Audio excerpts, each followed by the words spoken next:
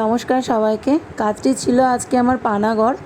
তো বৃষ্টির মধ্যে বেরিয়ে পড়েছি ব্রাইডের বাড়ির উদ্দেশ্যে।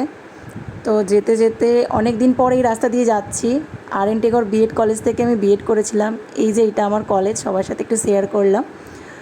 তো বৃষ্টির মধ্যে কিন্তু বাইরের পরিবেশটা খুব সুন্দর লাগছিল। আমি সাথে ছিল সুচিত্রা, আমার অ্যাসিস্ট্যান্ট, আর ড্রাইভার হিসেবে একজন ভাই ছিল। তো আমরা বেশ গল্প করতে করতে মোটামুটি প্রায় পৌঁছে এসেছি পানাগড়ের কাছে। ব্রাইডের বাড়ির সামনেই চলে আসলাম। কিন্তু কি বৃষ্টি আর কি বলবো।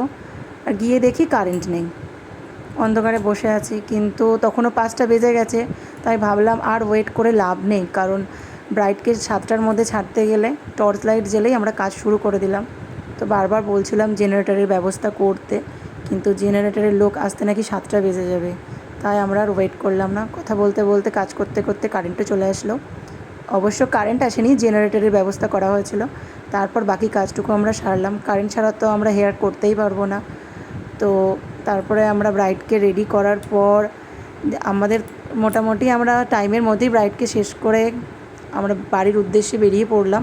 আর দেরি করলাম না, যেহেতু অনেকটা দূর আমাদের আসতে হবে। আমার মেয়ে পুপু আমার জন্য অপেক্ষা করছে, বারবার ফোন করছে মাম্মাম কখন আসবে আসবে। তাই আমরা বেরিয়ে পড়েছি। তারপর ভাবলাম চলো একটু রোল খাওয়া যাক। তো আমি সুচিত্রা, এই যে সুচিত্রার মুখে হাসিটা দেখো একবার রোলটা হাতে পেয়ে।